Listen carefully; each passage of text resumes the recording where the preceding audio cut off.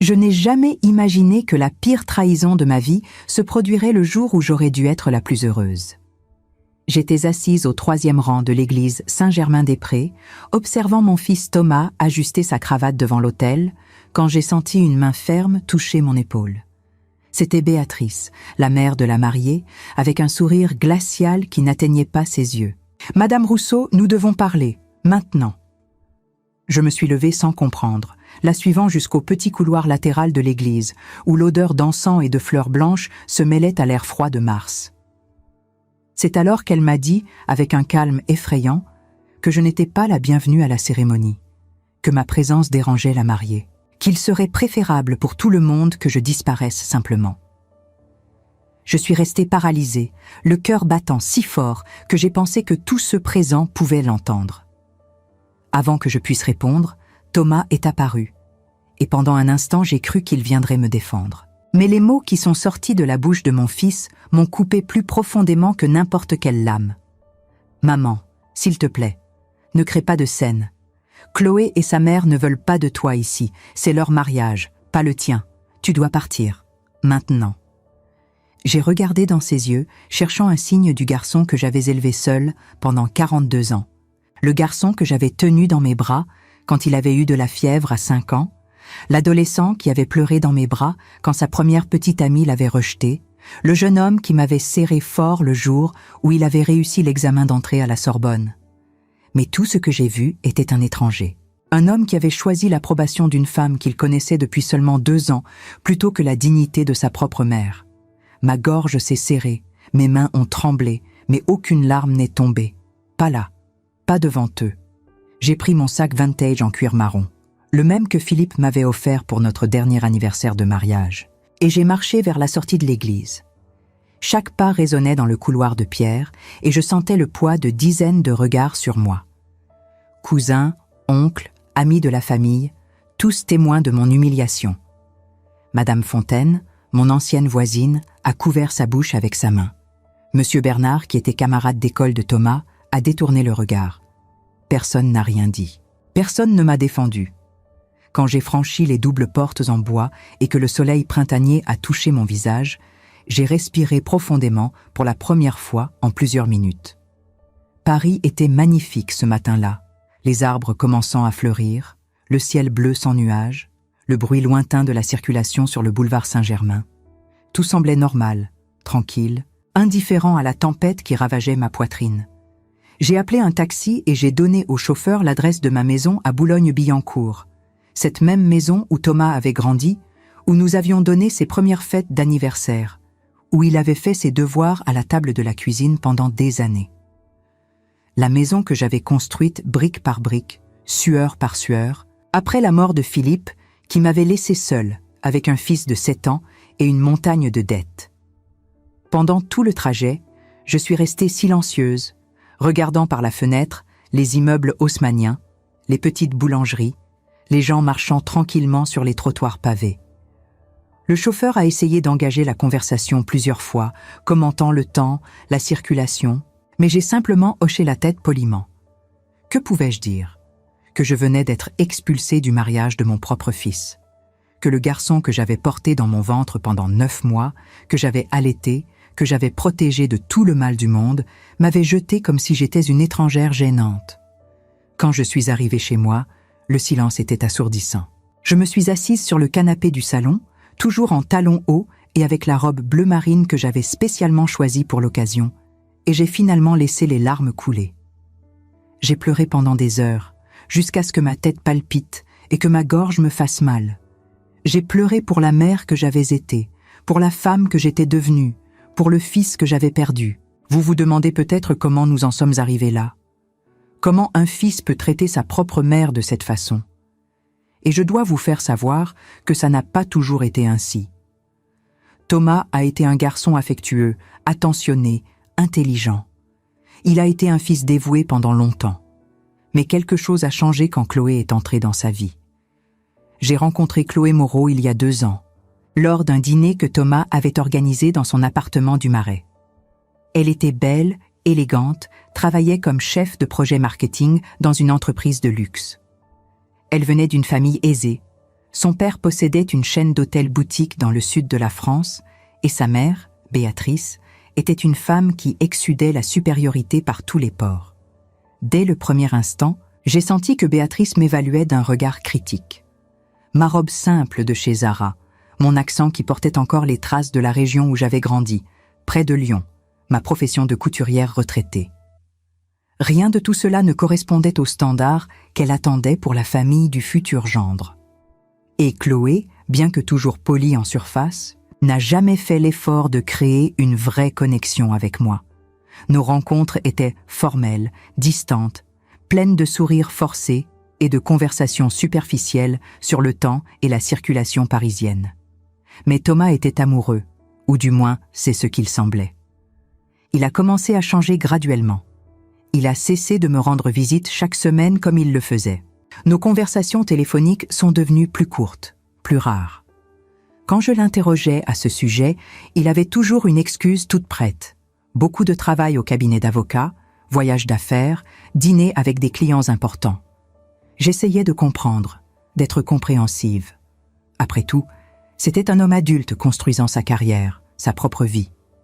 Mais au fond, je sentais que je perdais mon fils, et il n'y avait rien que je puisse faire pour l'empêcher. 3 mois avant le mariage, Thomas m'a appelé pour me dire qu'il avait demandé Chloé en mariage lors d'un voyage en Provence et qu'elle avait accepté. J'ai fait semblant d'être heureuse, j'ai dit toutes les bonnes choses, je l'ai félicité avec enthousiasme. Mais quand j'ai raccroché le téléphone, j'ai pleuré. Non pas parce qu'il se mariait, mais parce que je l'ai appris par téléphone. Il ne m'a même pas invité à célébrer en personne. Il n'y a pas eu d'étreinte, pas eu de toast, pas eu ce moment magique dont chaque mère rêve d'avoir avec son fils quand il annonce qu'il va se marier. C'était juste un appel rapide, presque bureaucratique, comme s'il m'informait d'une réunion d'affaires. Les préparatifs du mariage ont été un autre cauchemar silencieux. Béatrice a pris le contrôle total de tout. Elle a choisi l'église, la salle de réception à Versailles, le menu, les fleurs, jusqu'au modèle du gâteau.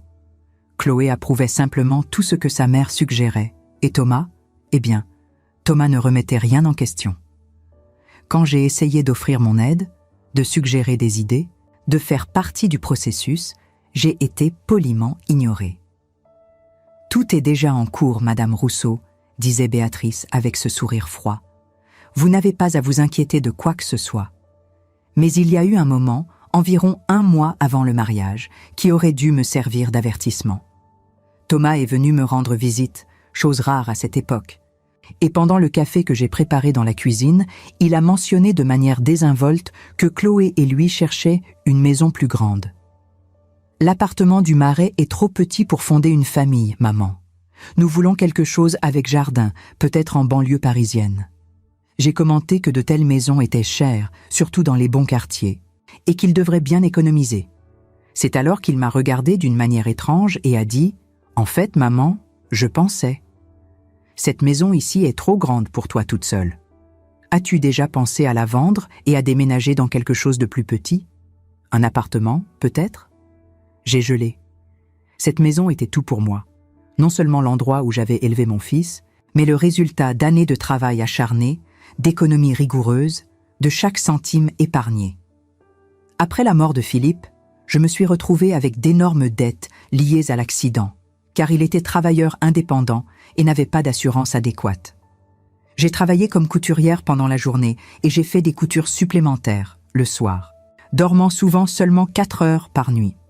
J'ai passé des années à rembourser ces dettes tout en élevant Thomas, m'assurant qu'il ne manque jamais de rien d'important. Une bonne éducation, des vêtements convenables, des activités parascolaires. J'ai économisé centime par centime jusqu'à pouvoir acheter cette maison, il y a 15 ans. C'était ma conquête, mon refuge, mon histoire. « Thomas, ai-je répondu calmement, bien que mon cœur battait à tout rompre, cette maison est à moi, j'ai beaucoup travaillé pour elle, je ne la vendrai pas. » Il a semblé irrité pendant un instant, puis a adouci son expression.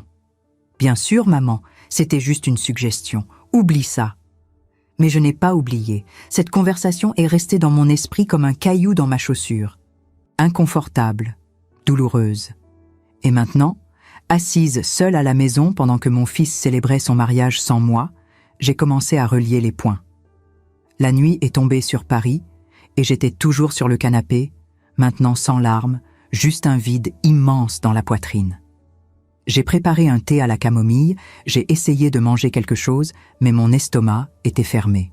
J'ai allumé la télévision, mais je n'arrivais pas à me concentrer sur quoi que ce soit. Tout ce qui passait dans ma tête, c'étaient les scènes de cette matinée. Le regard dur de Béatrice, les mots cruels de Thomas, les chuchotements des invités, ma marche solitaire hors de l'église. Comment ai-je pu élever un homme capable d'une telle cruauté? Vers 23 heures, mon téléphone a sonné. C'était un numéro inconnu. J'ai répondu avec hésitation. « Madame Rousseau ?» C'était une voix féminine que je n'ai pas reconnue immédiatement. « Oui, qui est à l'appareil ?» C'est Sophie, la cousine de Thomas, du côté de son père. Il m'a fallu un moment pour me souvenir. Sophie était la fille de la sœur de Philippe, nous nous voyions rarement, peut-être lors de funérailles ou d'occasions très spécifiques. « J'étais au mariage aujourd'hui », a-t-elle continué, sa voix chargée d'indignation. « J'ai vu ce qui s'est passé. C'était une honte absolue, Madame Rousseau. Une honte. Je voulais que vous sachiez que beaucoup de gens là-bas ont été choqués par l'attitude de Thomas. Ce n'est pas normal, ce n'est pas juste. Ces mots ont réchauffé mon cœur d'une manière inattendue. Au moins quelqu'un a vu, quelqu'un s'est soucié. Nous avons parlé pendant quelques minutes, Sophie me racontant des détails de la réception, comment Thomas et Chloé semblaient heureux, indifférents à ce qu'ils avaient fait. Comment Béatrice circulait dans la salle comme une reine, fière d'avoir obtenu ce qu'elle voulait. Avant de raccrocher, Sophie a dit quelque chose qui resterait avec moi. « Faites attention, Madame Rousseau, ces gens, ils sont dangereux. Ils ne se soucient de rien d'autre que l'argent et les apparences. Protégez-vous. » J'ai mal dormi cette nuit-là. Des cauchemars confus, me réveillant plusieurs fois en sueur, le cœur battant vite. Quand le soleil s'est finalement levé ce dimanche matin, je me suis levée épuisée, mais avec une clarté mentale étrange. J'ai préparé un café fort, je me suis assise à la table de la cuisine et j'ai commencé à réfléchir. Réfléchir vraiment à tout ce qui s'était passé au cours des 2 dernières années, au changement de Thomas, aux insinuations sur la vente de la maison, à l'hostilité voilée de Béatrice et Chloé. Et soudain, comme des pièces d'un puzzle s'assemblant, j'ai vu le tableau complet. Elle voulait ma maison. Ou plutôt, elle voulait que je vende ma maison pour que Thomas ait l'argent pour acheter la maison de leurs rêves. À 9h30 du matin, mon téléphone a sonné. Thomas. J'ai envisagé de ne pas répondre, mais la curiosité a été plus forte. Allô. Maman. Sa voix était désinvolte, presque joyeuse, comme si rien ne s'était passé la veille. Bonjour. Écoute, je dois te parler de quelque chose d'important. Peux-tu m'envoyer les documents de la maison? L'acte de propriété, les certificats, ce genre de choses. Je veux examiner certaines questions juridiques. Ma main a serré le téléphone si fort que mes doigts sont devenus blancs. Il n'a même pas demandé pardon. Il n'a même pas mentionné ce qu'il avait fait. Il a simplement appelé en exigeant les documents de ma propriété comme si c'était son droit. J'ai respiré profondément. Et alors, avec un calme qui m'a surprise moi-même, j'ai répondu avec seulement 5 mots qui ont tout changé entre nous pour toujours. Vous savez, pendant toutes ces années seules, j'ai appris que la vie nous enseigne des leçons de la manière la plus douloureuse. Et si vous êtes là, en train d'écouter mon histoire, vous traversez peut-être quelque chose de similaire, ou vous connaissez quelqu'un qui le vit. Si c'est le cas, pourriez-vous me rendre service? Laissez un commentaire pour me dire d'où vous m'écoutez. J'aimerais savoir que je ne suis pas seule dans tout ça. Et si cette histoire touche votre cœur d'une manière ou d'une autre, appuyez sur ce bouton « J'aime ». Ça m'aidera à savoir que ça vaut la peine de continuer à partager. Mais maintenant, laissez-moi vous raconter ce qui s'est passé après ces 5 mots. Mais avant de révéler ce que j'ai dit à Thomas lors de cet appel téléphonique, vous devez comprendre complètement qui je suis et comment je suis arrivée à ce moment. Parce que mes mots ne sont pas venus de nulle part. Ils sont venus de 42 ans de sacrifice, de travail acharné, de dignité construite sur des décombres. Quand Philippe est mort, je n'avais que 28 ans. Thomas en avait 7. C'était sur un chantier de construction à La Défense. Mon mari était électricien indépendant et il y a eu un accident impliquant un câblage haute tension. Il est mort instantanément. Il n'y a pas eu le temps de faire ses adieux, de dernières paroles, de rien. Un instant, il était vivant, travaillant pour subvenir aux besoins de notre petite famille. L'instant suivant, il était mort. J'ai découvert plus tard qu'il n'avait pas d'assurance vie adéquate, qu'il y avait des dettes dont j'ignorais l'existence, que la situation financière était bien pire que je ne l'imaginais. Soudain, je me suis retrouvée veuve, endettée, avec un petit-fils à élever et sans filet de sécurité. Ma famille était de Lyon, mais nous avons déménagé à Paris quand Philippe a obtenu de meilleurs emplois ici. Nous n'avions pas beaucoup de parents dans la capitale. J'étais essentiellement seule. Alors, j'ai fait ce que je devais faire. J'ai travaillé. J'ai trouvé un emploi dans un atelier de couture à Neuilly-sur-Seine. Je me réveillais à 5 heures du matin pour déposer Thomas à l'école avant le travail. Je prenais 2 métros pour arriver à l'atelier. Je travaillais de 8 heures à 5 heures. Je récupérais Thomas. Je préparais le dîner. J'aidais avec les devoirs. Et puis, quand il dormait, je restais tard dans la nuit à faire des coutures supplémentaires que j'obtenais par des connaissances. Robes de soirée, retouches de costumes, ourlets de pantalons, rideaux. Tout ce pourquoi on me payait, je l'acceptais. Ce furent des années difficiles, des années où j'ai peu mangé pour que Thomas mange bien, des années où j'ai porté de vieux vêtements pour qu'il ait des vêtements neufs pour l'école, des années où j'ai renoncé à tout, absolument tout, pour mon fils. Mais je ne me suis jamais plainte. Je n'ai jamais laissé voir ma douleur, ma fatigue, mon désespoir silencieux. Pour Thomas, j'étais juste maman, forte, présente, aimante. Il n'avait pas besoin de porter le poids de mes luttes. À mesure que Thomas grandissait, je voyais Philippe en lui. Le même sourire en coin, le même froncement de sourcils quand il était concentré, la même gentillesse naturelle. C'était mon fils, mais c'était aussi la seule partie de Philippe qui me restait. Et je l'aimais avec une intensité qui faisait mal. J'ai veillé à ce qu'il étudie bien, qu'il ait les opportunités que je n'ai jamais eues. J'ai payé des cours particuliers de mathématiques quand il a eu des difficultés au lycée. J'ai économisé pour acheter des livres, du matériel scolaire de qualité, même un ordinateur d'occasion quand il est entré à l'adolescence et en avait besoin pour les travaux scolaires. Quand Thomas a réussi l'examen d'entrée pour étudier le droit à la Sorbonne, j'ai pleuré de joie. Mon fils, le fils d'une couturière et d'un électricien, allait dans l'une des meilleures universités de France. C'était la preuve que tous les sacrifices en valèrent la peine. Pendant ces années d'université, j'ai continué à travailler dur pour l'aider financièrement. Il vivait dans un petit appartement qu'il partageait avec d'autres étudiants, mais je m'assurais qu'il ne manque jamais de rien d'essentiel. Nourriture, livres, transport. Je couvrais tout ce que je pouvais. C'est à cette époque, quand Thomas avait 23 ans, que j'ai finalement réussi à rembourser la dernière dette de Philippe. 15 ans après la mort de mon mari, j'étais enfin libre. Et plus encore, j'avais réussi à économiser une somme considérable. J'ai toujours été frugale, prudente avec l'argent, et au fil des années, centime par centime, j'ai constitué une épargne. Mon rêve était d'avoir une maison à moi. Plus de loyer qui consommait la moitié de mon salaire. Une maison qui serait à moi, où Thomas pourrait toujours revenir, où je pourrais enfin respirer soulagé. J'ai passé des mois à chercher, à visiter des propriétés, à négocier, jusqu'à ce que je trouve cette maison à Boulogne-Billancourt. Elle n'était pas grande, ni luxueuse, mais elle était belle à mes yeux. 2 chambres, une cuisine spacieuse avec fenêtres donnant sur un petit jardin, un salon bien éclairé. Et le prix était dans mes moyens, surtout avec un financement que j'ai obtenu auprès de la banque où je gardais mon épargne depuis des années. Quand j'ai signé l'acte de propriété, à 43 ans, j'ai senti que ma vie avait enfin un sens.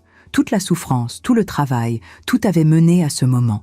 J'avais un toit qui était à moi, un endroit sûr pour moi et pour mon fils. Thomas a obtenu son diplôme en droit, a réussi l'examen du barreau et a décroché un excellent emploi dans un cabinet d'avocats en droit des affaires au centre de Paris. J'étais fière au-delà des mots. Mon fils était avocat. Il portait un costume tous les jours, travaillait sur des dossiers complexes, gagnait bien sa vie. Mieux encore, c'était un homme bon. Il me rendait visite régulièrement, nous déjeunions ensemble le dimanche, nous parlions de tout. Il me racontait les affaires sur lesquelles il travaillait. Je lui racontais mes voisines, le jardin, les petites choses du quotidien. Nous étions proches. Nous étions une équipe. Puis Chloé est apparue. Au début, j'étais heureuse. Thomas méritait de trouver quelqu'un, de construire sa propre famille. Mais dès la première rencontre, quelque chose m'a dérangée. Chloé était polie, oui, mais il y avait une froideur en elle. Et Béatrice. Béatrice était comme de la glace. Je me souviens parfaitement du premier dîner chez elle, dans un immense appartement impeccable près de l'avenue Foch. Tout était cher, ostentatoire, trop parfait. Béatrice a servi du champagne qui coûtait plus que ce que je gagnais en une semaine de travail. Elle a parlé de leur voyage à Monaco, du nouveau yacht que son mari avait acheté, des connexions importantes qu'ils avaient dans les milieux d'affaires. Et puis, avec désinvolture, elle a demandé ma profession. Couturière, ai-je répondu simplement. J'ai vu le regard qu'elle a échangé avec son mari. Un regard rapide, mais qui disait tout. Je n'étais pas à leur niveau. J'étais inférieure. Le reste du dîner a été une torture polie. Faux sourires, conversations superficielles, questions condescendantes sur ma vie. Quand nous sommes partis, Thomas a demandé ce que j'en avais pensé. J'ai menti. J'ai dit que j'avais aimé. Je ne voulais pas créer de conflit. Je ne voulais pas être la mère problématique qui n'approuvait pas la petite amie de son fils. Mais au fond, mon cœur savait déjà que cette famille apporterait des problèmes. Et elle en a apporté.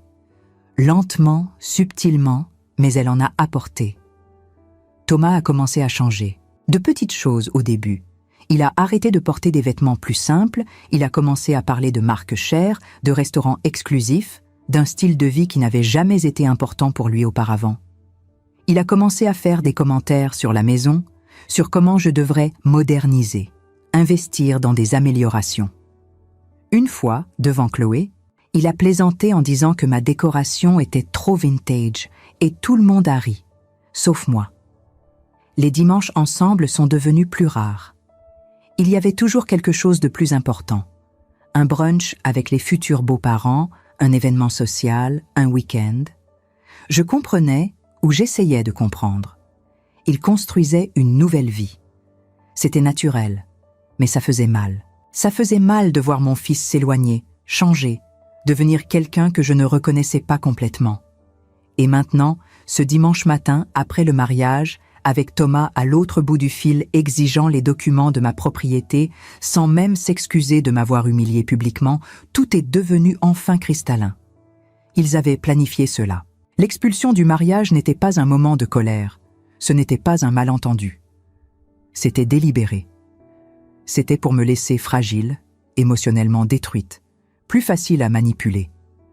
Et puis, le lendemain, Thomas appellerait pour demander les documents, et moi, dévastée et désespérée de reconquérir l'amour de mon fils, j'accepterais.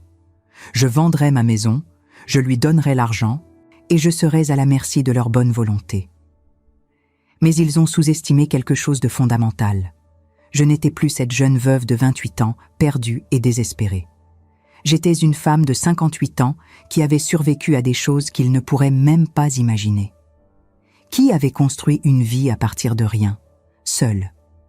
Qui avait appris que la dignité ne se négocie pas? Alors, lors de cet appel téléphonique, quand Thomas a fini de demander les documents avec cette désinvolture offensante, j'ai respiré profondément et j'ai dit, d'une voix ferme et claire, « Tu n'auras rien de moi. » Silence de l'autre côté. Un silence long, lourd, chargé de choc. « Quoi?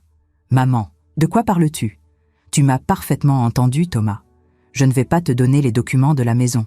Je ne vais rien vendre. Cette maison est à moi et elle restera à moi. Maman, tu es irrationnelle. Je voulais juste jeter un œil, voir les questions juridiques. Ce n'est rien de grave. Ne me mens pas. » Ma voix est sortie plus dure que je ne l'avais prévu, mais je ne l'ai pas regretté. Je sais exactement ce que toi et cette famille voulez. Vous voulez que je vende ma maison pour que vous puissiez avoir la maison de vos rêves. Mais ça n'arrivera pas. Maman, tu exagères. Chloé et moi voulions juste... Chloé et toi m'avez expulsé de votre mariage hier, devant tout le monde.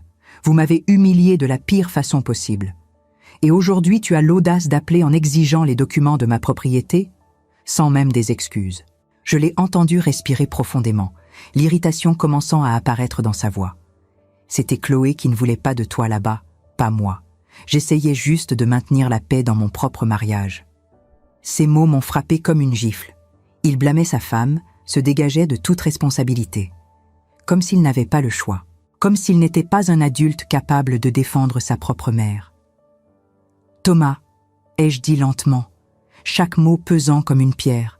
« Tu as choisi. Tu as choisi d'humilier ta mère pour plaire à une femme que tu connais depuis 2 ans.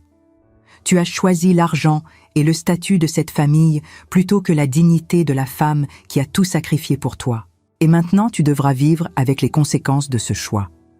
Ne sois pas dramatique, maman. Tu as toujours été si dramatique. » Dramatique ? J'ai failli rire, mais il n'y avait aucun humour là-dedans, seulement de l'amertume. « Je ne suis pas dramatique, Thomas. Je suis claire. Et voici la clarté. Tu n'auras accès à rien de ce qui m'appartient. Ni documents, ni argent, ni cette maison. J'ai tout construit seul, sans l'aide de personne, et je ne permettrai pas que toi et cette famille détruisiez ce qu'il m'a fallu une vie entière pour conquérir. Tu commets une erreur, une grosse erreur. » Il y avait maintenant une menace dans sa voix, le masque du fils aimant tombant enfin. « Je suis avocat, maman. Je connais la loi. Je peux rendre ta vie très difficile si je veux. »« Tu peux essayer ?» ai-je répondu avec un calme que je ne savais pas posséder. « Mais je vais te dire quelque chose, Thomas. J'ai 58 ans. J'ai survécu à la mort de ton père, à des années de travail brutal, à des sacrifices que tu ne comprendras jamais. Tu penses vraiment que tu m'effraies avec des menaces juridiques. » Le silence qui suivit fut si profond que j'aurais pu entendre une épingle tomber. Thomas ne s'attendait manifestement pas à ce que je me défende ainsi. Dans son esprit, j'étais probablement encore cette mère dévouée qui céderait à tout ce qu'il demanderait, qui se plierait à sa volonté pour maintenir la paix. Mais cette femme était morte la veille, sur les marches de l'église Saint-Germain-des-Prés. « Tu vas regretter cette conversation, » dit-il finalement, sa voix devenue froide comme le marbre. « Chloé et moi voulions t'aider à avoir une vie meilleure, plus simple. Mais puisque tu refuses, tu te débrouilleras seul. Ne compte plus sur nous pour rien. » Je n'ai jamais compté sur vous, Thomas. C'est toi qui comptais sur moi, et apparemment, c'est toujours le cas. Avant qu'il puisse répondre, je raccrochai. Mes mains tremblaient, mon cœur battait la chamade. Mais j'avais le sentiment étrange d'avoir fait quelque chose de crucial, de nécessaire.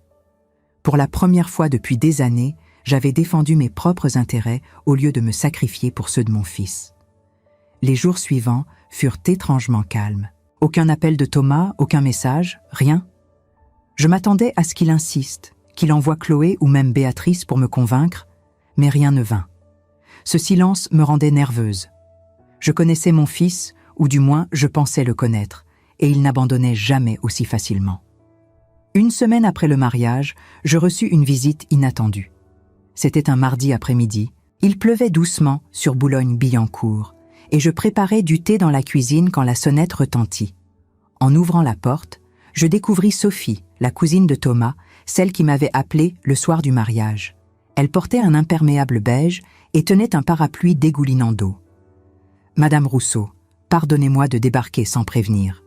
Puis-je entrer? J'ai quelque chose d'important à vous dire. » Je la fis entrer, lui offris du thé, et nous nous installâmes dans le salon. Sophie avait environ 35 ans, des cheveux châtains coupés courts et des yeux intelligents qui me scrutaient avec inquiétude. « J'ai entendu parler de ce qui s'est passé, » commença-t-elle sans détour. « Thomas a raconté à toute la famille que vous étiez devenu difficile, que vous refusiez de l'aider financièrement, que vous étiez jalouse de Chloé. Il essaie de retourner tout le monde contre vous. » Mon estomac se serra. C'était donc ça, sa stratégie. Me discréditer auprès de la famille pour que je semble déraisonnable. « Qu'est-ce qu'il a dit exactement ?» demandai-je, bien que je n'étais pas certaine de vouloir vraiment savoir. Sophie soupira profondément. « Il a dit que vous aviez une grande maison, que vous n'utilisiez même pas complètement, que vous refusiez de la vendre pour l'aider à acheter une propriété pour sa nouvelle famille. Que vous étiez égoïste et attaché à des choses matérielles.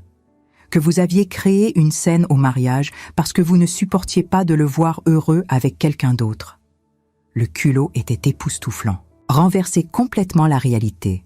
Faire de moi la méchante de l'histoire. « Et les gens l'ont cru ?» Sophie hésita. Certains, oui. Surtout ceux qui ne vous connaissent pas bien. Mais d'autres, ceux qui étaient au mariage et qui ont vu ce qui s'est réellement passé, savent que c'est faux. C'est pour ça que je suis ici. Je veux que vous sachiez que vous n'êtes pas seul, et surtout, je veux vous mettre en garde. Me mettre en garde? Contre quoi?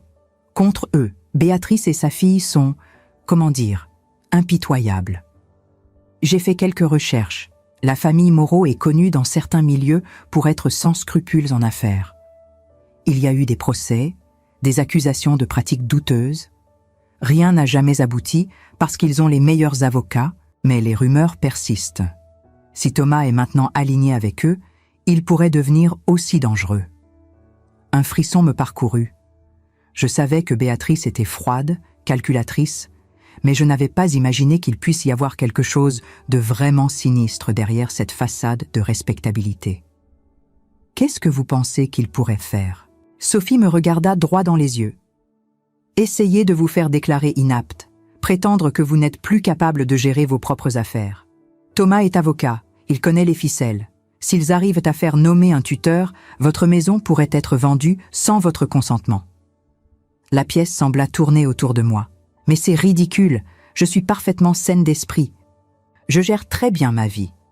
Je sais ça, et vous le savez. Mais dans un tribunal, avec les bons témoins, les bonnes expertises psychologiques biaisées, n'importe quoi peut arriver. Surtout si vous n'avez personne pour vous défendre. Sophie sortit une carte de visite de son sac. C'est une amie à moi, maître Valérie Dubois. Elle est avocate spécialisée en droit de la famille et en protection des personnes vulnérables.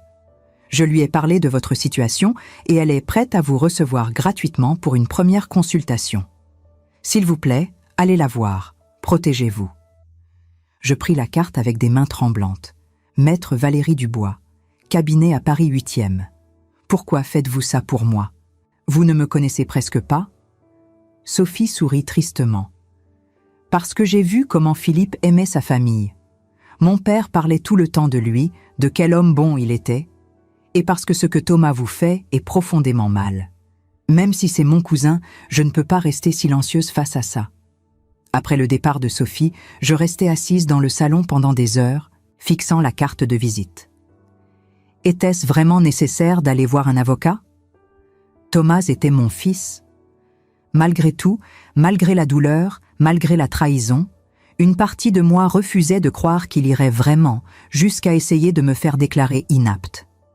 Mais une autre partie, celle qui avait survécu à tant de choses, celle qui avait appris à ne jamais sous-estimer la cruauté dont les gens sont capables quand l'argent est en jeu, me disait de ne pas être naïve. Le lendemain matin, je pris rendez-vous avec Maître Dubois. Son cabinet était élégant mais chaleureux, avec des murs couverts de diplômes et de livres juridiques. Elle-même était une femme d'une 50aine d'années, aux cheveux gris argentés et au regard perçant mais bienveillant. Je lui racontais tout. L'histoire de ma vie, la mort de Philippe, les sacrifices, la relation avec Thomas, l'arrivée de Chloé, l'humiliation au mariage, l'appel exigeant les documents, les avertissements de Sophie. Maître Dubois prit des notes méticuleusement, hochant la tête de temps en temps, son visage ne trahissant aucune émotion. Quand je terminai, elle posa son stylo et me regarda directement. « Madame Rousseau, vous êtes dans une situation délicate mais pas désespérée. La bonne nouvelle est que vous êtes venue me voir maintenant, avant que les choses n'empirent. La mauvaise nouvelle est que, oui, il pourrait théoriquement essayer de vous faire déclarer inapte. C'est rare, mais ça arrive, surtout quand il y a des biens importants en jeu. « Qu'est-ce que je peux faire ?» demandai-je, ma voix à peine audible. « Plusieurs choses. Premièrement, nous allons faire établir une évaluation psychiatrique complète par un expert indépendant que je connais. Cela créera un dossier prouvant votre parfaite santé mentale. Deuxièmement, je vais préparer des documents légaux protégeant vos biens. Une déclaration anticipée de volonté, précisant clairement vos souhaits concernant votre propriété et vos finances. Troisièmement, et c'est crucial, je recommande que vous coupiez tout contact avec Thomas et sa famille pour le moment. Couper tout contact? L'idée me déchira. Malgré tout, c'était mon fils. Je sais que c'est difficile, dit doucement Maître Dubois. Mais chaque interaction avec lui pourrait être utilisée contre vous. Chaque mot, chaque geste. S'il vous appelle, ne répondez pas. S'il vient chez vous, ne le laissez pas entrer. Toute communication doit passer par moi maintenant. Je sortis du cabinet avec un mélange étrange de soulagement et de tristesse. J'avais une protection légale en place, mais à quel prix? J'étais en train de me préparer pour une guerre contre mon propre fils. Comment en étions-nous arrivés là? Les semaines passèrent. L'évaluation psychiatrique confirma ce que je savais déjà. J'étais parfaitement saine d'esprit, lucide, capable de gérer mes affaires.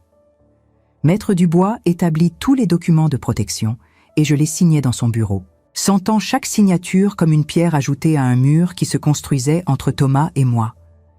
Il essaya de me contacter plusieurs fois, des appels que je ne répondais pas, des messages que je ne lisais pas.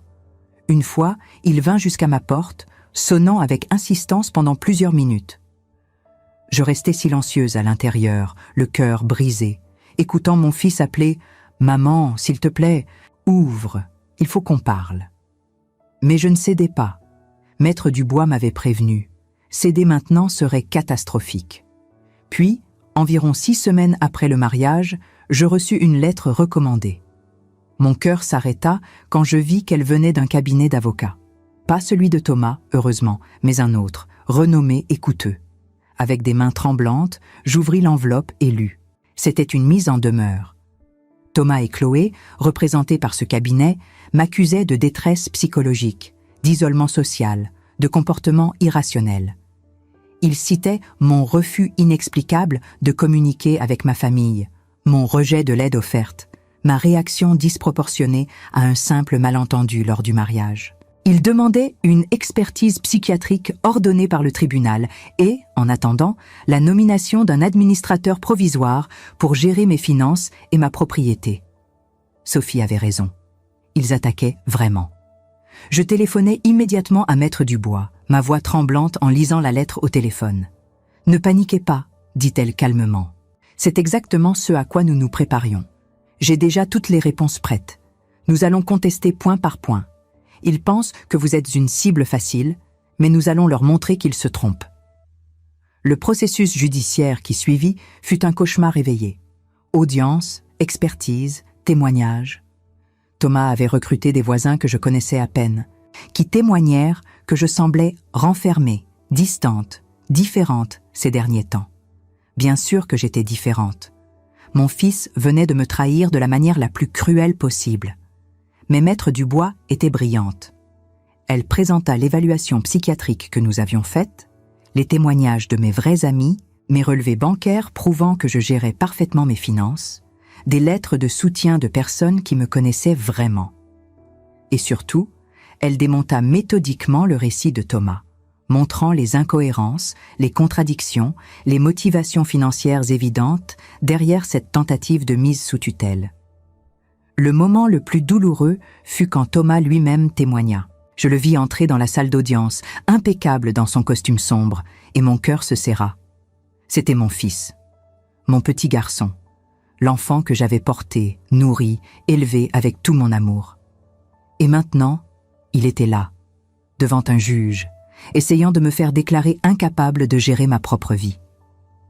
Il parla avec assurance, décrivant une mère qui était devenue instable après son mariage, qui avait coupé tous les ponts, qui avait besoin d'aide mais refusait de l'accepter. Il mentait avec une facilité qui me glaça le sang. Où était le petit garçon qui ne supportait pas de mentir, qui pleurait quand il faisait quelque chose de mal? Quand vint mon tour de témoigner, je fus brève. Je racontais les faits, simplement, sans dramatisation. Le mariage, l'humiliation, l'appel exigeant les documents, mon refus. Je ne pleurais pas, ne criais pas, ne fis pas de scène. Je fus digne, claire, honnête. Et je vis le juge m'écouter avec attention, prenant des notes, son visage impossible à déchiffrer. Le verdict tomba 3 semaines plus tard. Nous étions tous dans la salle d'audience, Thomas et Chloé d'un côté avec leur avocat, moi de l'autre avec Maître Dubois. Le juge, une femme d'une 60aine d'années aux lunettes épaisses, lut son jugement d'une voix claire. Après examen approfondi des éléments présentés, ce tribunal conclut qu'il n'existe aucune preuve crédible de l'incapacité de Madame Elisabeth Rousseau à gérer ses propres affaires. Les témoignages et expertises présentés par la défense démontrent clairement que Madame Rousseau est en pleine possession de ses moyens mentaux, qu'elle gère ses finances de manière responsable et que sa décision de limiter les contacts avec certains membres de sa famille, bien que regrettable, relève de son libre arbitre et ne constitue en aucun cas un signe d'incompétence. La demande de mise sous tutelle est donc rejetée dans son intégralité. De plus, ce tribunal note avec préoccupation les motivations apparemment financières derrière cette requête et ordonne au requérant de payer tous les frais de justice ainsi que les honoraires d'avocat de Madame Rousseau. La soulagement qui m'envahit était si intense que mes jambes faillirent me lâcher. Maître Dubois me prit le bras, me soutenant, un sourire discret sur les lèvres. De l'autre côté de la salle, Thomas était livide. Chloé semblait furieuse, Béatrice également. Ils avaient perdu, et pire encore, ils allaient me devoir payer pour leur tentative ratée de me voler ma maison. Alors que je sortais du tribunal, respirant l'air frais de Paris, une pensée me frappa. J'avais gagné la bataille légale, mais à quel prix? Mon fils était devenu mon ennemi. La relation que nous avions eue, tout l'amour que j'avais versé en lui pendant 42 ans, tout cela semblait détruit, peut-être irrémédiablement. Les mois qui suivirent furent étranges. D'un côté, je retrouvais une certaine paix. Ma maison était protégée, mes finances sécurisées, ma santé mentale officiellement reconnue par un tribunal. Je pouvais enfin respirer sans craindre qu'on essaie de me voler ce que j'avais passé une vie à construire. Mais d'un autre côté, le silence était assourdissant. Thomas ne m'appelait plus, ne venait plus. C'était comme si je n'existais plus pour lui. Je tentais de reconstruire ma vie. Je repris contact avec d'anciennes amies que j'avais quelque peu négligées au fil des années, trop concentrée sur mon fils et mon travail. Jacqueline, une ancienne collègue de l'atelier de couture, m'invita à rejoindre son club de lecture qui se réunissait tous les jeudis dans un café près du Jardin du Luxembourg. J'acceptais, et pour la première fois depuis longtemps, me retrouvais entourée de femmes qui riaient, discutaient, partagèrent leur vie sans arrière-pensée. C'est à travers ce club que je rencontrai Marguerite, une femme de mon âge qui était passée par quelque chose de similaire. Son fils unique avait également coupé les ponts après son mariage, manipulé par une belle famille toxique. Le pire, me confia-t-elle un soir autour d'un verre de vin, c'est qu'on continue à les aimer, malgré tout. On ne peut pas simplement arrêter d'être mère parce qu'ils arrêtent loin d'être des fils aimants.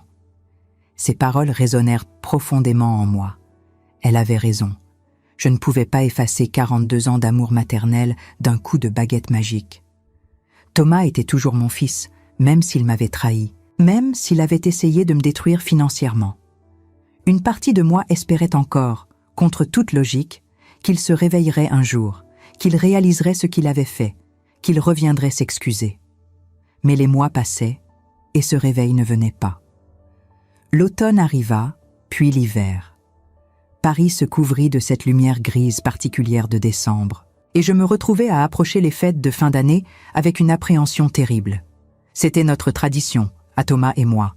Chaque Noël, depuis sa naissance, nous le passions ensemble. Même quand il était à l'université, même quand il avait commencé à travailler, il revenait toujours à la maison pour Noël. Nous décorions le sapin ensemble, je préparais son plat préféré, du coq au vin, et nous regardions de vieux films français en mangeant des marrons glacés. Cette année, je passais Noël seule pour la première fois de ma vie. Jacqueline m'avait invité chez elle et j'avais poliment décliné, prétextant que je me sentais un peu fatiguée. En réalité, je ne voulais pas m'imposer dans la famille de quelqu'un d'autre, être celle qu'on invite par pitié. Je préparais un petit repas pour moi-même, allumais quelques bougies et essayais de ne pas penser à Thomas, à Chloé, à tout ce qui avait été perdu. Mais en pleine nuit, alors que je ne dormais pas, mon téléphone sonna. Le numéro était inconnu. J'hésitais, puis répondis. « Madame Rousseau ?» C'était une voix féminine, jeune, que je ne reconnaissais pas. « Oui, c'est moi. Qui est à l'appareil ? Je m'appelle Amandine. Je suis. Enfin, j'étais l'assistante de Thomas au cabinet d'avocat. Je sais qu'il est très tard, mais je devais vous appeler. Il s'est passé quelque chose. » Mon cœur fit un bond dans ma poitrine. « Quoi ? Il est arrivé quelque chose à Thomas ? Non, il va bien physiquement, mais... Écoutez, je ne devrais pas vous dire ça, je pourrais perdre mon emploi, mais je ne peux pas rester silencieuse. Thomas a été licencié, il y a 3 semaines, pour faute grave. Licencié? Mais pourquoi? Amandine hésita avant de répondre. Il y a eu des irrégularités dans la gestion de certains dossiers clients, de l'argent qui a disparu.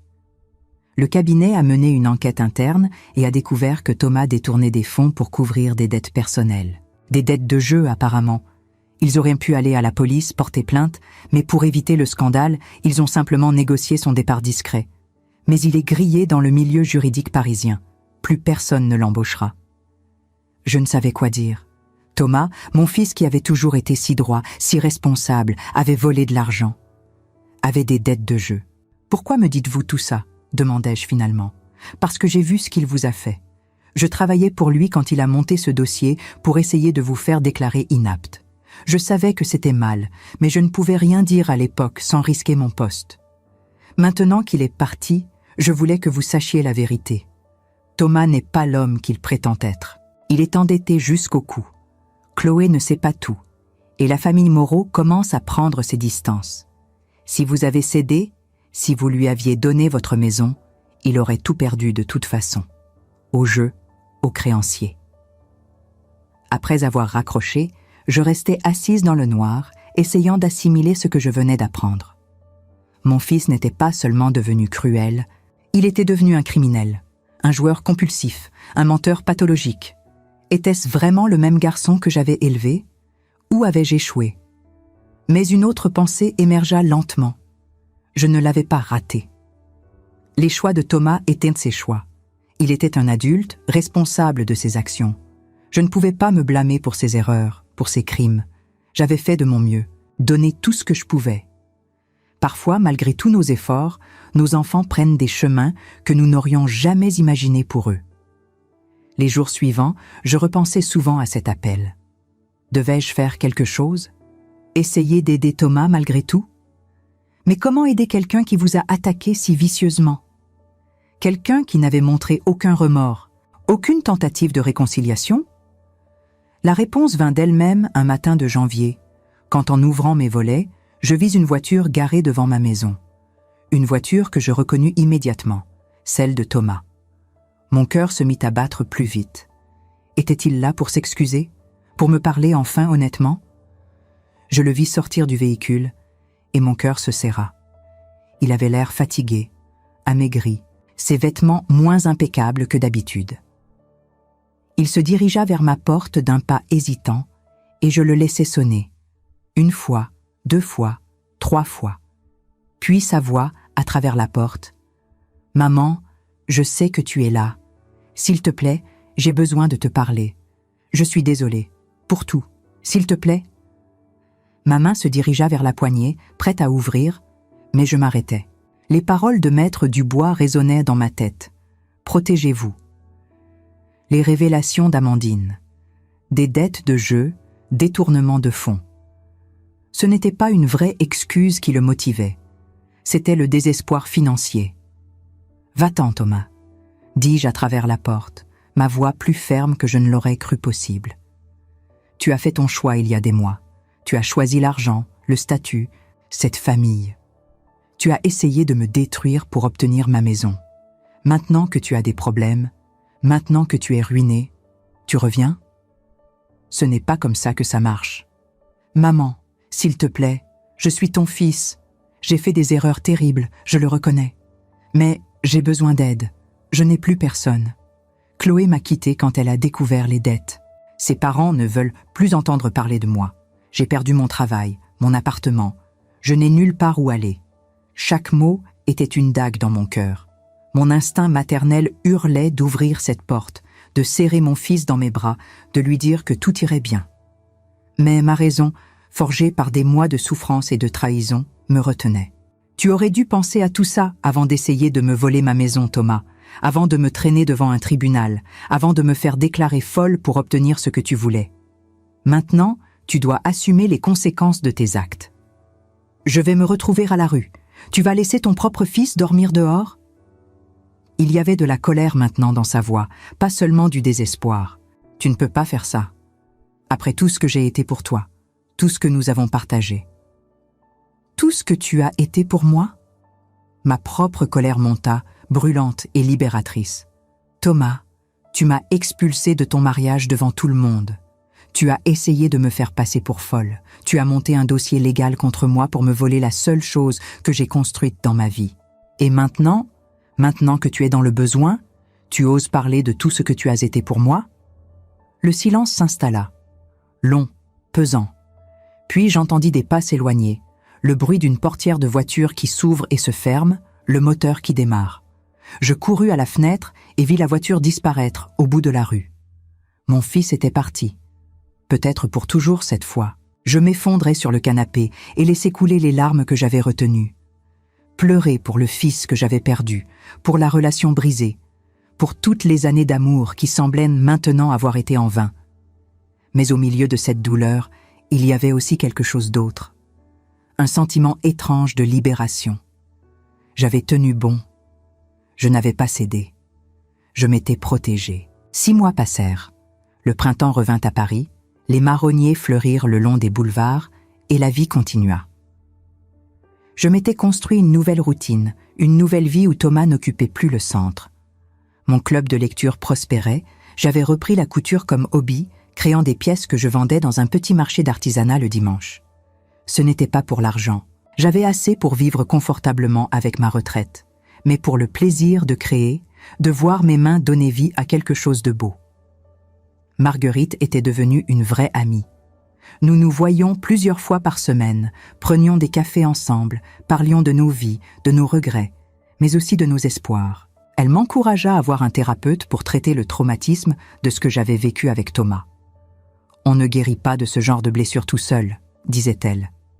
J'y allais d'abord avec réticence, mais peu à peu, ces séances m'aidèrent à démêler les émotions complexes que je ressentais. La colère, la tristesse, mais aussi la culpabilité persistante de mère qui se demandait si elle aurait pu faire les choses différemment. Ma thérapeute, Dr Lemoine, m'aida à comprendre que j'avais fait ce que je devais faire. « Vous avez établi des limites saines, » me disait-elle. « Vous vous êtes protégé d'une personne qui vous voulait du mal, même si cette personne est votre fils. Ce n'est pas de l'égoïsme, c'est de la survie. » Et c'était nécessaire. Un après-midi de mai, alors que je rentrais du marché avec mon panier rempli de légumes frais, je trouvai une enveloppe glissée sous ma porte. Pas de timbre, ce qui signifiait qu'elle avait été déposée en main propre. Mon cœur se serra. « Thomas ?»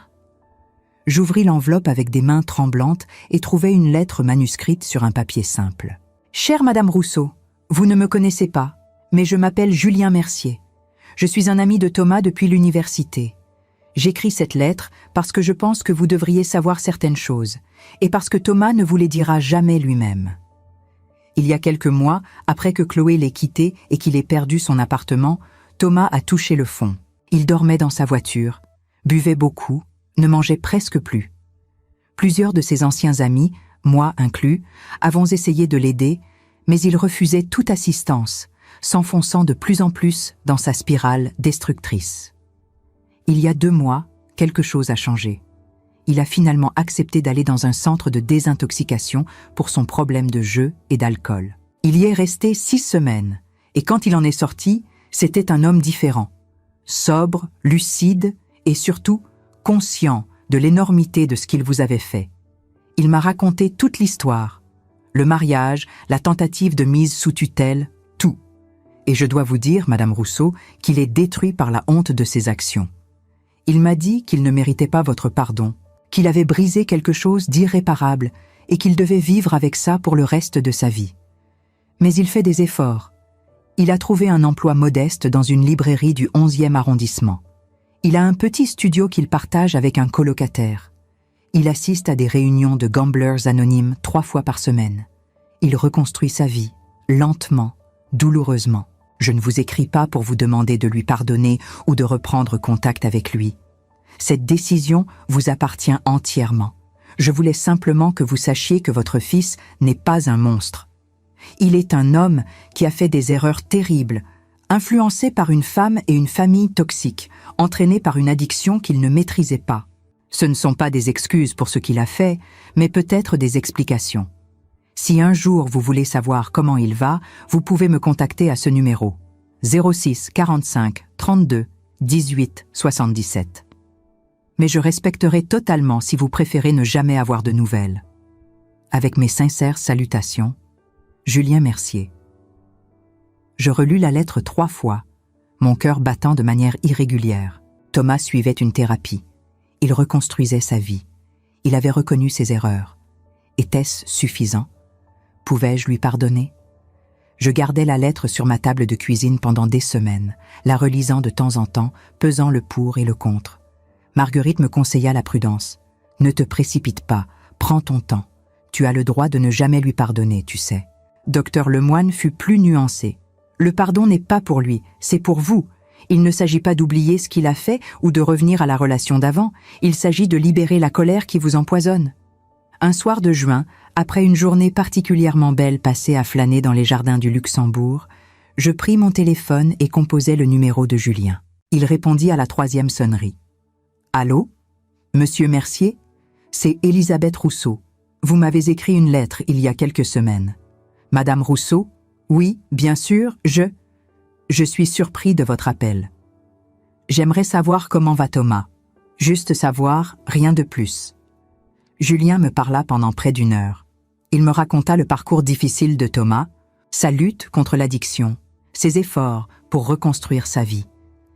Il me dit que Thomas parlait souvent de moi, qu'il gardait une photo de nous deux prise quand il était enfant dans son portefeuille, qu'il pleurait parfois en la regardant. Il dit qu'il a détruit la seule personne qu'il aimait vraiment, inconditionnellement, que c'est la plus grande erreur de sa vie. Ces mots me brisèrent et me guérirent en même temps. Mon fils n'était pas perdu, abîmé, oui, changé, certainement, mais pas perdu. « Julien, dis-je doucement, pourriez-vous dire à Thomas que je ne suis pas prête à le revoir, pas encore, mais que je lui souhaite sincèrement de réussir sa reconstruction, et que peut-être, avec le temps, quand les blessures seront moins vives, nous pourrons parler. Je lui transmettrai, Madame Rousseau. Vous savez, je pense que ça lui donnera l'espoir dont il a besoin pour continuer. » Les mois qui suivirent furent plus légers. Je ne portais plus le poids de la colère constante, même si la douleur était toujours là. J'avais fait la paix avec l'idée que ma relation avec Thomas ne serait peut-être jamais ce qu'elle avait été, mais qu'elle pourrait devenir quelque chose de différent, quelque chose de nouveau. L'automne arriva à nouveau, et avec lui, mon 59e anniversaire. Jacqueline organisa une petite fête surprise dans son appartement, avec le club de lecture au complet, Marguerite et quelques autres amis que j'avais faites au fil des mois. C'était chaleureux, joyeux, plein de rires et de gâteaux faits maison. En rentrant chez moi ce soir-là, légèrement pompette du champagne que nous avions bu, je me sentais heureuse, vraiment heureuse. Pas malgré ce qui s'était passé avec Thomas, mais peut-être, d'une certaine façon, à cause de cela.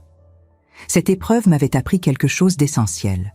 Je n'étais pas seulement une mère, j'étais Elisabeth, une femme avec des intérêts, des amis, une vie qui existait indépendamment de mon fils. J'avais passé tant d'années à me définir uniquement par ma maternité que j'avais oublié qui j'étais en dehors de ça. Un dimanche matin de novembre, presque 1 an jour pour jour après le mariage désastreux, je reçus un colis. Petit, soigneusement emballé, sans adresse d'expéditeur. À l'intérieur, je trouvais un cadre photo en bois simple et dedans, un dessin. Un dessin d'enfant représentant 2 personnages, une femme et un petit garçon se tenant la main. En bas, d'une écriture malhabile de jeune enfant, « Maman et moi », par Thomas, 8 ans. Je reconnus immédiatement le dessin. C'était un que Thomas avait fait à l'école primaire, que j'avais accroché sur le réfrigérateur pendant des années avant qu'il ne se perde lors d'un déménagement. Ou du moins, c'est ce que je pensais. Apparemment, Thomas l'avait gardé tout ce temps. Avec le cadre, il y avait une carte. Une simple carte blanche avec quelques mots écrits de la main de Thomas, son écriture d'adulte maintenant, précise et régulière. « Maman, je ne mérite pas ton pardon. Je ne l'attends pas, mais je voulais que tu aies ça. Pour te rappeler qui j'étais avant de tout gâcher, et pour te promettre que je travaille chaque jour pour redevenir ce garçon, ou du moins une meilleure version de l'homme que je suis devenu. Je t'aime, je t'aimerai toujours, même si tu ne peux plus m'aimer en retour. Thomas. » Je tins le cadre contre ma poitrine et pleurai. Pas des larmes de colère ou de douleur cette fois, mais quelque chose de plus complexe. Un mélange de tristesse pour ce qui avait été perdu et d'espoir ténu pour ce qui pourrait être possible.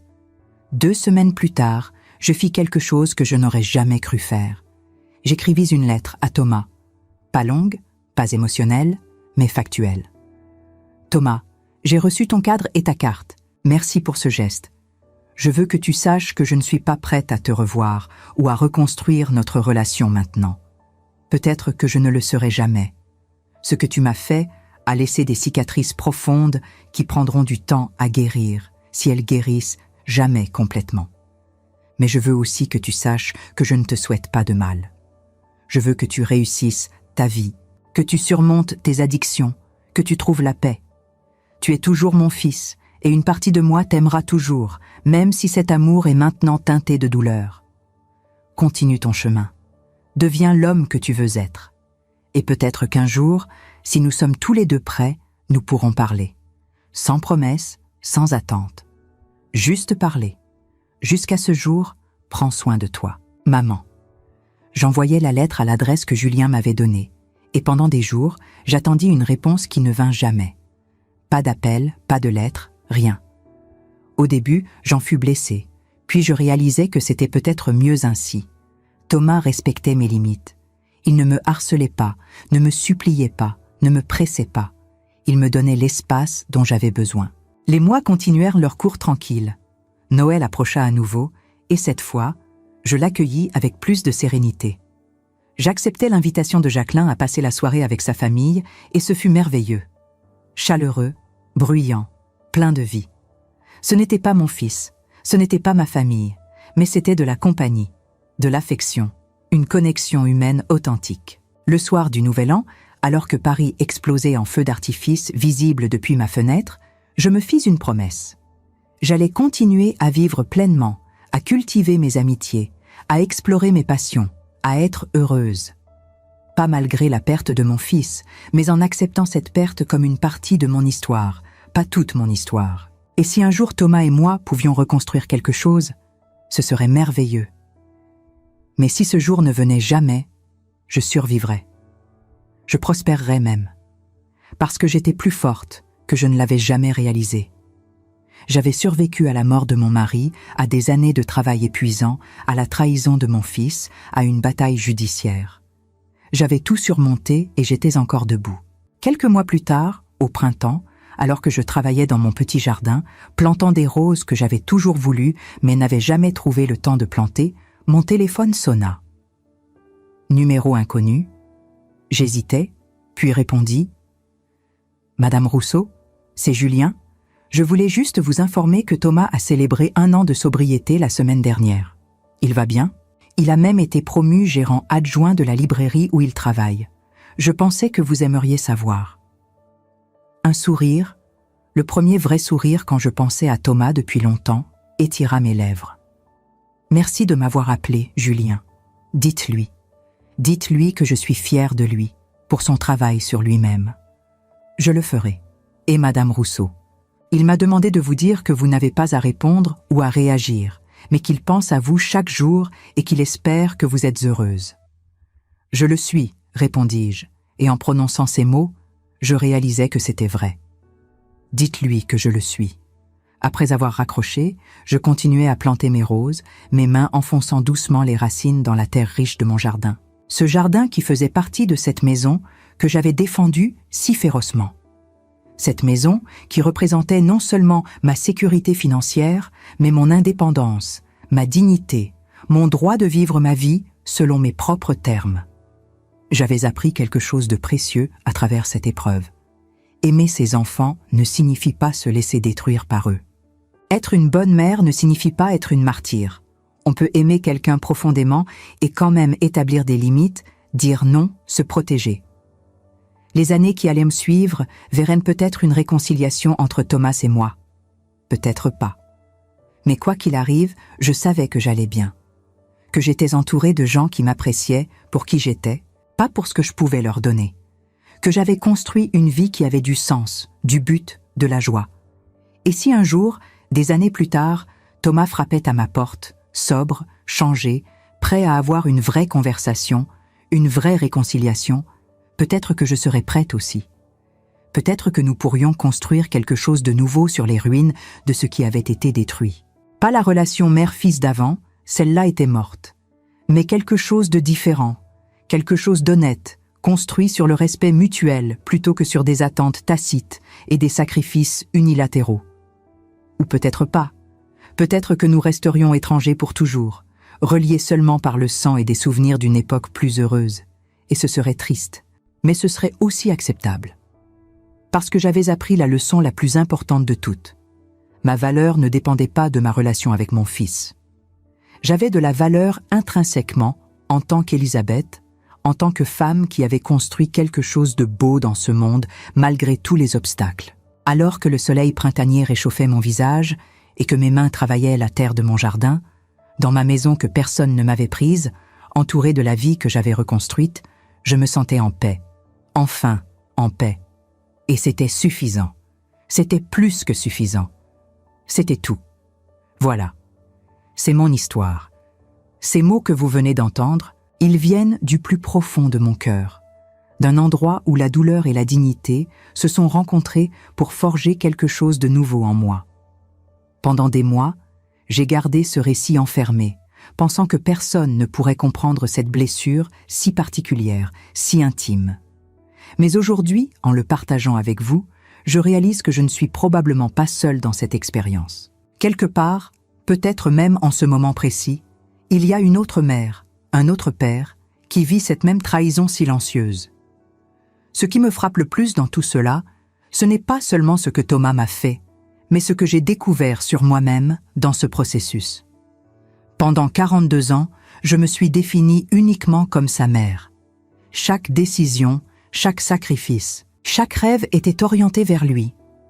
Et quand il m'a rejetée, j'ai cru pendant un moment que je n'étais plus rien, que sans lui, je n'avais plus de raison d'être. Mais je me trompais. J'ai appris que nous sommes bien plus que nos enfants, bien plus que nos rôles de parents.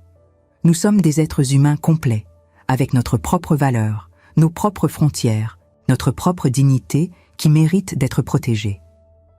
Peut-être que vous aussi, vous avez vécu quelque chose de similaire. Peut-être qu'un de vos enfants a choisi l'argent plutôt que l'amour, le statut plutôt que le respect. Peut-être qu'une belle famille toxique est entrée dans votre vie et a tout transformé. Ou peut-être que vous connaissez simplement cette douleur particulière de voir quelqu'un que vous avez élevé, nourri, protégé, devenir un étranger devant vos yeux. Si c'est votre cas, je voudrais que vous sachiez quelque chose d'important. Vous avez le droit de dire non. Vous avez le droit de protéger ce que vous avez construit.